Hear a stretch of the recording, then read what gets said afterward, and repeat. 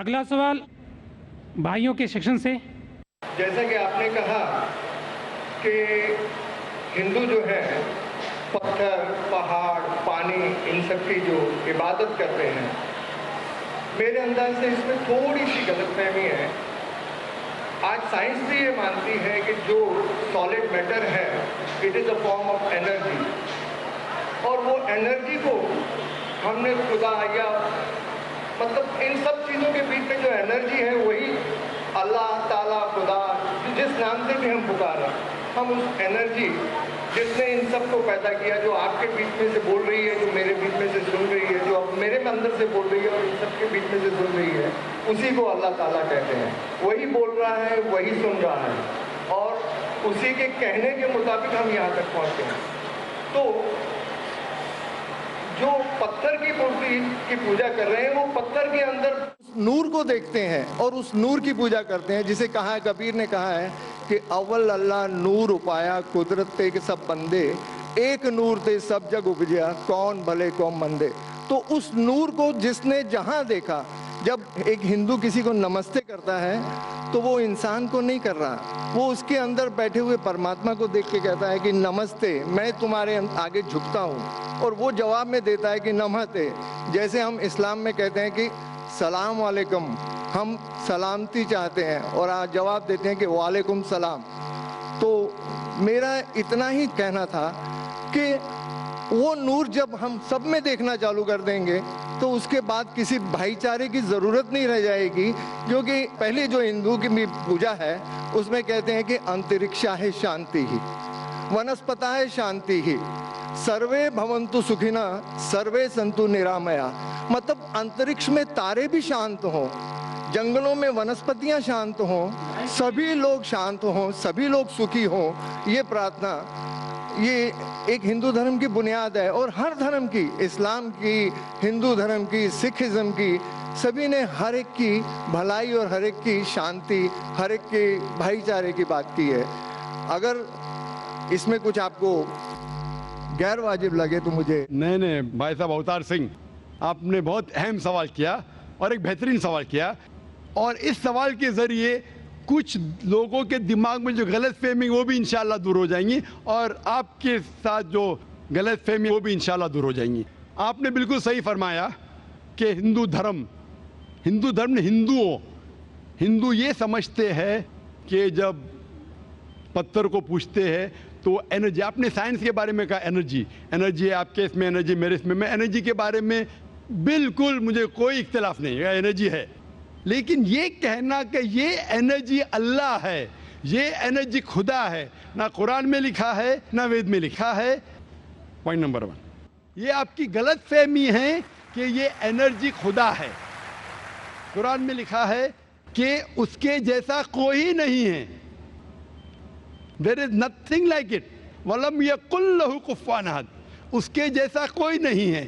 یہی چیز بائبل میں لکھا ہے. There is nothing like unto it in the heavens above, in the earth beneath, in the water beneath the earth. بھگوان کے جیسا ممکن ہی نہیں کوئی بھی چیز آسمان میں ہو، دھرتی پہ ہو، زمین پہ ہو.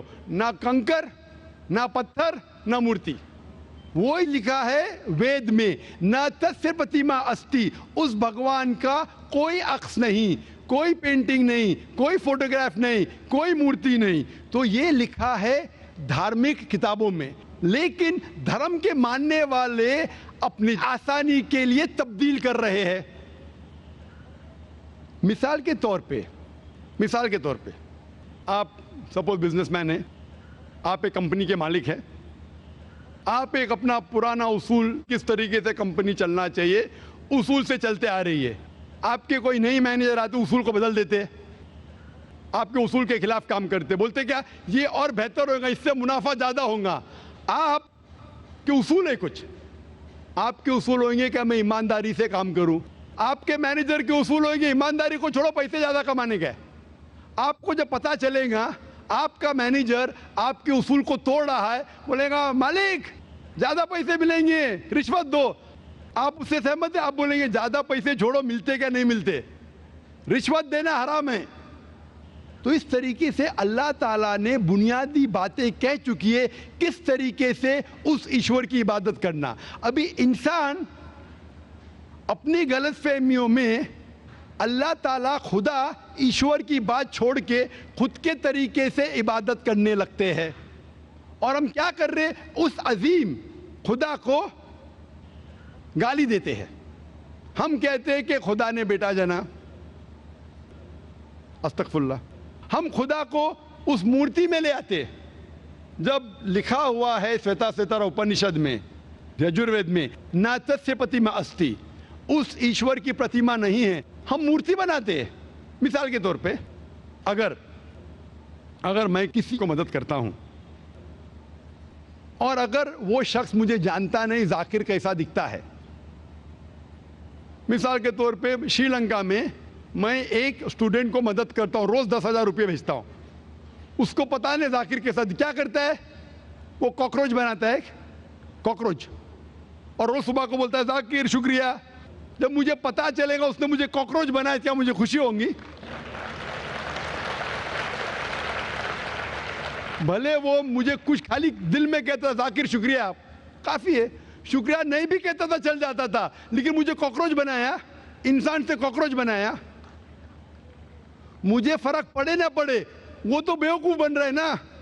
کیسا بیوقوف انسان ہے؟ مجھے بھلے فرق نہ پڑا، میں دیالو، جان دینا مجھے کاکروچ میں کیا فرق پڑا. میں بولوں گا کیا بیوقوف انسان ہے، کیا بیوقوف انسان ہے کہ کاکروچ کے سامنے جھک رہا ہے. تو اسی طریقے سے خدا نے ہر مذہبی کتاب میں دکھایا ہوا ہے کس طریقے سے اس کی عبادت کرے، کس طریقے سے اس کی بات مانے. ہم آتے ہیں اور اپنے طریقے سے سوچنے لگتے ہیں انرجی از گاڈ. کہاں نہیں لکھا انرجی از گاڈ؟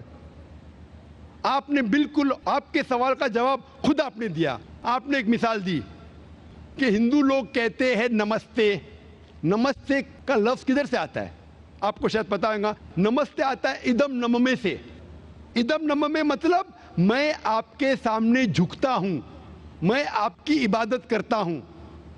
ادم نممے، آپ کہنا چاہتے میں آپ کے اندر ایشور کی عبادت کرتا ہوں. مثال کے طور پہ وہ آدمی چور ہے، وہ غلط کام کر رہا ہے، بلاತ್ಕಾರ کر رہا ہے، آپ اس کو ایشور بولیں گے؟ آپ ایشور کو اتنا گھٹیا سمجھ گئے؟ وہ بلاತ್ಕಾರ کرنے والا انسان کو بولتے ہیں آپ ایشور ہے. اس سے بھائی چارگی بڑھیں گی نہیں گھٹیں گی. وہ بلاತ್ಕಾರ کرنے والے کو، وہ چور کو، وہ ڈاکو کو میں ایشور مان رہا ہوں، اس کے سامنے جھک رہا ہوں. اللہ کو کیوں گالی دے رہے؟ ایشور کو کیوں گالی دے رہے؟ خدا کو کیوں گالی دے رہے؟ اسلام میں، اسلام کی بھی آپ نے مثال دی. اسلام میں ہم کہتے السلام علیکم. اللہ تعالیٰ سے فرماتے اس انسان پہ سلامتی دے.